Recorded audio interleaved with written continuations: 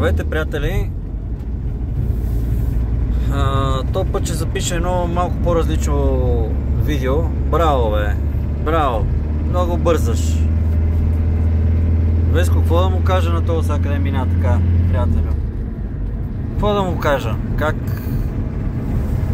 Как да го нахраня, така да се каже? Есента идва, пак е красиво. Добре, този път сте го гледали 1000 пъти. Аз имам работа, затова се възползвам да направя това видео, защото нещо ми е накипяло. Един известен човек, влогър от YouTube, наскоро направи видео за едно момченце, пострадало в катастрофа. Тежко. Лекува се в Турция и се нуждае от помощ. Нищо непознато за вас, нали, приятели? То последните години свикнахме, че българите плащаме за здравеопазване, те, които работят, плащат здравни вноски, плащат като отидат да се лекуват, плащат какво ли не. И точно е за това плащане при лекуване. Така искам да ви споделя нещо. Приятели, аз съм го казвал някъде там назад в някои от моите видеа по някакъв повод. Сигурно съм го казвал. Ще го кажа пак не за да се хваля или нещо друго, а за да ви кажа, че знам от първо лице, единствено число, една история. Първо лице имам предвид от извора, дето се казва, от реалната личност. Знам неща, които той ги е споделял и в ефир. Искам да ви кажа за Стефан Чолаков, една личност, за някой от вас позната, за други непозната, без значение, може да напишете Стефан Чолаков и не е то спортиста от Левски. Аз става въпрос за банковия обирджия, най-младия банков обирджия, без да стъпи в банката. С него сме били съученици в 11-то основно училище тогава, Червена звезда, квартал Червена звезда, днешният Дианабад. Учил съм с него до 6-ти клас, от 1-ви до 6-ти клас. Били сме, дето се казва, рамо до рамо на съседни чинове. Не, това е. Нито се хваля, нито търся интерес да предизвикам във вас. Става въпрос за друго. Човекът е много точен, занимава се с благотворителност. В момента пичага е. Който иска, може да му чуе историята. Има доста и в YouTube, и горе-надолу. Той е един от хората, които и Цанов напред и нагоре е канял в канала си за така да коментира някои неща, свързани в финансовия сектор, пари, защото Стефан е умен човек и е натив тия сфери, принципно. Така както и да е, човека накратко извършва обир и присвоява 180 милиона лева на времето и опитат, добре да кажи, крайна сметка, как изглеждат действително 180 милиона лева. И той казва, представете си на една панелка колко е голям хола. То хол пълен с пари до коляното. Това са 180 милиона лева. Един хол пълен до коляното с пари. На тухлички, така. Представете си сега, приятели, бюджета на здравната каса, който мисля, ако не бъркам, ако бъркам, извинете ме, нали? Към момента 8 милиарда. Може и тази цифра да не е достоверна съвсем, но е някъде там. Но със сигурност не бъркам цифрата, че искат до година да е 10 милиарда лева. Бюджета на здравната каса. Приятели, ако разделите И тия пари 180 милиона лева са 980 кг, почти 1 тон тежат. Нали? В чували и така нататък пренесени. Представете си, приятели, 10 милиарда лева, какво биха изглеждали, щом 180 милиона лева са един хол на панелка пълен до коляното с пари. Представете си как изглеждат на живо, ако ги видите 10 милиарда лева. В купюри, примерно, с номинал от 100 лева. Дори и такива да са. Представете си как изглеждат. Да ги видите пред вас. Един басейн с пари. Нещо такова си представям аз или някой тира. Нямам идея. Но са много. Много са. И един специалист казва, такава е порочна нашата система на здравеопазване в България, че половината от тия пари се крадат и изчезват. Представете ли си кой ги краде? Представете си стотина озъбени докторчета с кръв по престилките и скалпели в ръцете. Не са само тия. Не са такива и не са само тия. Крадат ги тия, където ги дават, където ги гласуват, където минава решението през тях колко да е бюджета на здравната каса, а там почват, нали, да изтичат през наши фирми парите. В разни други схеми лекуват се кухи пациенти, починали отдавна и така нататък, и така нататък, и така нататък. Схеми да искаш там. Там са един бюлюк схеми. Която ти харесва, тази ползваш.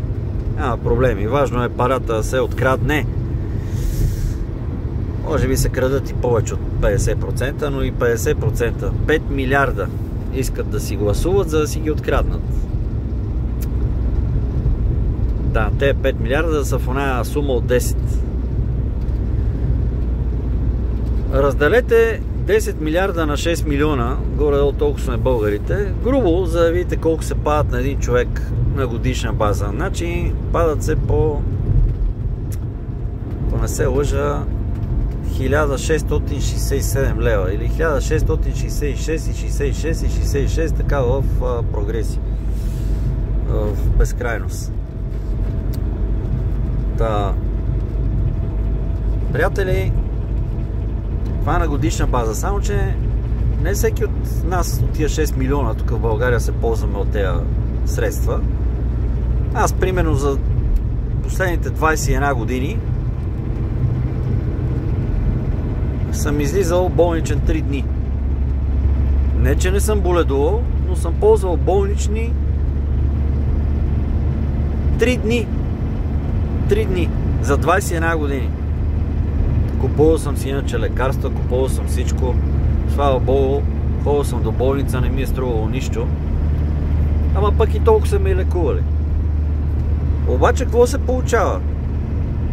На едно момиченце наскоро го даваха по BTV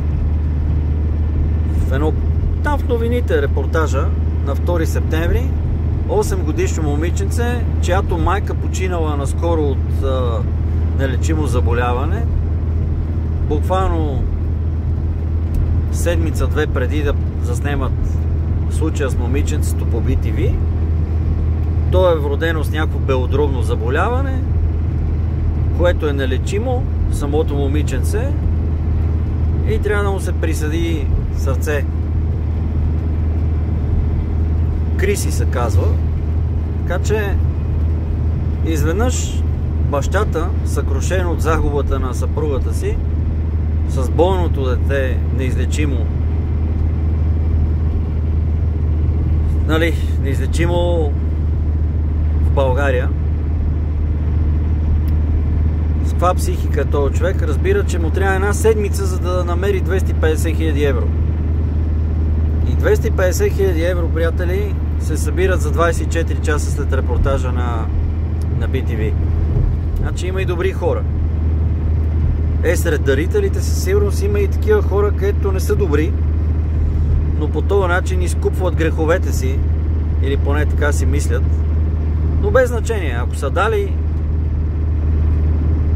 нека Бог е милостив и към тях. Само че знаете ли колко дечица и хора имат нужда като Криси?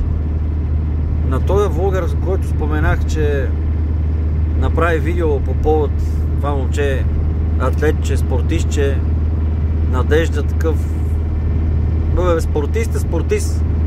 Не фитнес-джи, а спортист, атлет. Нелепа катастрофа и всичко приключва.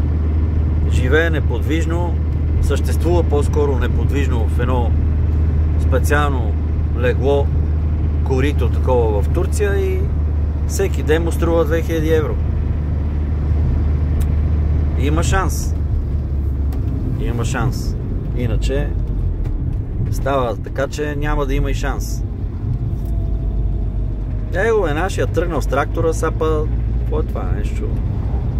Някакви смески нещо. Отсреща сватба, сватба, сватба.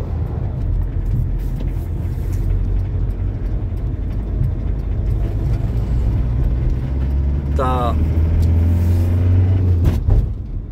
Приятели, какво се получава? Имаме 8 милиарда или 10 милиарда за здравеопазване на 6 милиона души, като не всички се нуждаят от такива заболявания да им се лекуват тежки, скъпи.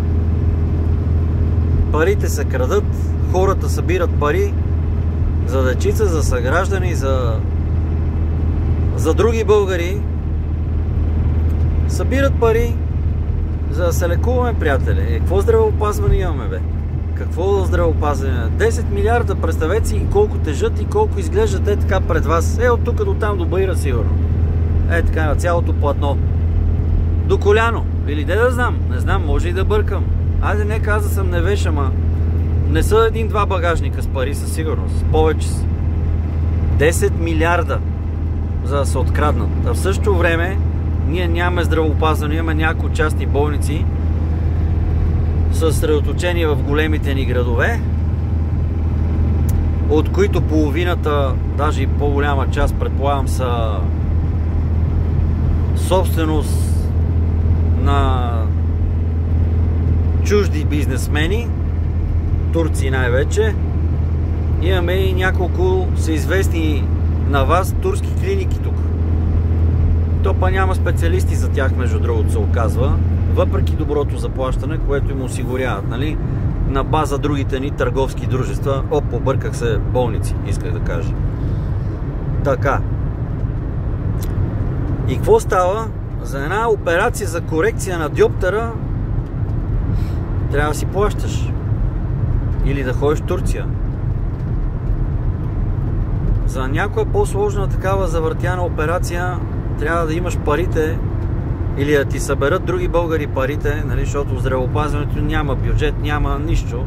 Има някакви 10 милиарда, ама те са такива въздушни, като изтребителите, може би, дето и там отидаха едни милиарди и сме ги платили 25% по-скъпо, естествено, на парче.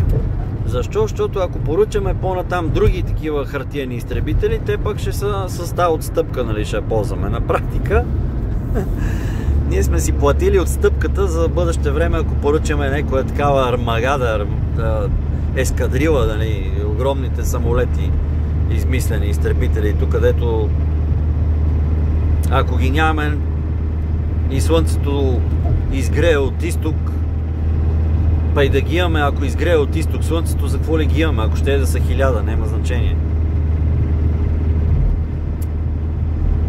В случая израза правилно е да изгрее от запад. Нали? Защото обикновено залязва на там, правилно е на запад, ама понеже скоро би изгряло от изток второ слънце. Както и да е, че е па една друга тема, това да не се забутвам и натам и аз. И там е една простотия страшна. Пак такава еврогейска и краварска, печатарска. Да се върнем тук в Нашенско. 10 милиарда, за какво ги имаме, приятели? За какво да ги гласуват? За какво да ги вземат, освен да ги откраднат? А ние пак ще си събираме дарения, за да се лекуваме в Турция. Хубавото поне е, че не ни понтират там, а за сега ни лекуват. Между другото, Вижте, в София има фирми като туристически агенции, само че те са агенции за лечебен туризъм. В Турция. В Турция. Тук една ролка ми свири нещо, ако е блокирала.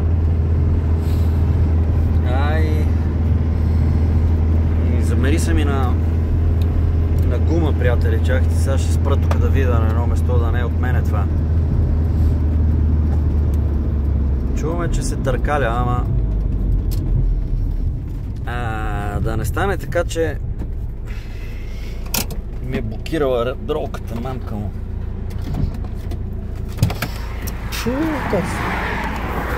Да размърдя.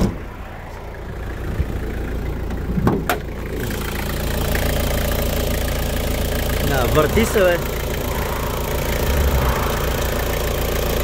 Върти се за сега. Е тая ролка, приятели, тука. Е тая е за смяна. Обаче, добре. Навънка ме мерише на... Откъде вкарах това? Нямам идея. Тая миризма откъде дойде? Като на гума такова, като на запалена гума, като на загрята гума. Може би на ниски обороти да се върти, а на по-високи да не се върти. В смисъл да позатяга такава. Не би трябвало, нали, но чакайте, че safety first. Сложа колана. И тъй, извинявам се, че не е толкова стегнато видеото, колкото ми се искаше, но ставаше въпрос, приятели, за това, че капачки се връщат там, знаете, за кофиози, за това от години. Пари се събират, дарения за дечица страдащи, да им се даде някакъв шанс. Това хората го събираме. Искам да кажа, няма държава и тук в здравеопазването. Да, не откривам топлата вода, ама съм възмутен. Все по-големи бюджети на здравната каса, за да ги крадат, и все по-лошо здравеопазване или по-нещастно. И все повече хора се обръщат към вече съществуващи посреднически фирми между нуждащи се за лечение и лечителите, лекарите, болниците в Турция. Това е. Направете справка, вече има такива, защото хората не знаят турски, не знаят език. Болни са, трябва да се разкарват, искат да са наясно колко ще струва от до пътя, лечението, престоя в Турция, връщането обратно, от до стотинка. Вече има хора, които се занимават с това нещо и подготвят документи, подготвят всичко.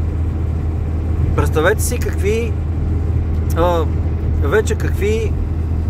фирми има и какви услуги извършват. Предподготовка за лечение в Турция. Предподготовка и организация за лечение в Турция, който може да си го плати. Тук сме се докарали до там, че не може да се разчита на българското ни здравеопазване, което, не ви казвам, 10 милиарда разделено на 6 милиона, мисля, че, извинете ме, ако нещо бъркам със сметката, не претендирам за супер достоверност, но си го сметнете вие на калкулаторите. 10 милиарда делено на 6 милиона се падат по 1666 и 66 и 66 и 66 и така в период лева на човек на годишна база. Да, ама не всеки човек се нуждае от скъпо лечение на годишна база. Не всеки пие скъпи лекарства, не всеки. Обаче, ето, всеки плаща за това. Всеки работещ плаща за това. Това е бюджет. И оттам на този плащащия, като му се наложи той да се лекува, или няма специалисти, или нямат необходимата апаратура, или е скъпо, ако тук го има в нашите частни клиники, пак на разни такива докторчета и разни кръгове около тях, схемаджи. И излиза, че тук е по-скъпо да се направи една интервенция, да си я платиш, отколкото да отидеш в Турция с транспорт, с престой, с всичко. Тук е по-скъпо. Това е. Това ни е здравеопазването, това ни е милата държавица, това са нашите крадци и така нататък. Умишлено не казвам кой ме подпали. Влога на този човек, който го снима там за това момченце. В катастрофата. Пореден случай, нали? Той е помагал и е събирал пари за други. Не искам да го споменавам името, защото някой ще каже и ти го споменаваш като другия, трупаш дивиденти, абонати и интерес на негов гръб. Не, става въпрос за съвсем друго. Няма значение. Той си е достатъчно популярен да е жив и здрав. Аз не търся популярност. Единствено искам да споделя на хората, защото не се замислят, чуват едни сухи цифри и дори не могат да си го представят какво означава. 10 милиарда какво означава така да ги видиш на тепсия? Така да са пред тебе. Аз сигурно ще припадна. Получиш сърцебиене, ако видят тия пари на куп. Наживо. В купюри, така. Тук на един басейн с пари догоре. Не знам, нямам представа. Има математици, могат да го изчислят и да кажат колко са. Могат да го сметнат. По размера на банкнотите, обема на тухличките, на пачките и така нататък. И така нататък. Така че, приятели, това е само едната сфера на кражби. От здравеопазване. От образование се краде. От сигурност, сектор сигурност се краде. Там влизат МЕО, МВР, ДАНС, МАНС, там други. И други. Краде се от всякъде, от всичко. И това е. И не се наядаха тия нашите вълци, и не се наситиха. И не им писна, и не им пука. И въобще за какво става въпрос? Идват избори сега. Дет се вика след 2 недели. Гласувайте. Хубаво де, аз гласувам по принцип. Гласувам, защото и да не гласувам, все едно си гласувал. И това не мога да го разберат па някои други наши хора. Са народници. Там, българи други. Или пък като ходи и пише не подкрепям никого, пак нещо е направил. По-добре е, да, отколкото нали, да не излезе изобщо да гласува, но нищо не прави с това. Други ще кажат, кой да подкрепиме? Малко политически стена току-що, ама кой да подкрепиме и кой да подкрепите? Не знам. В всеки случай не тия кръците, нали, от които не сме доволни всичките. Надявам се. Малко къщички тук. Тук се строи една дървена. Така само искам да ви я покажа. Да видите хората как строят. Аре бе, карай с този гол, бе. Ето, приятели, покриват я. Ето, приятели, цяло дърво. Тия бачкат пичове. Горе и така. Това е.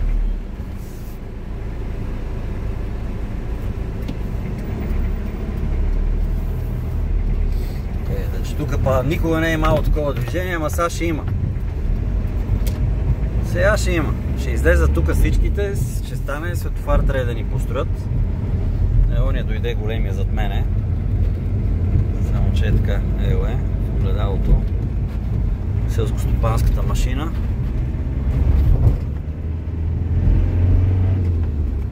И така. Та, приятели, това е. Това е живота. Това е цялата мизерия българска.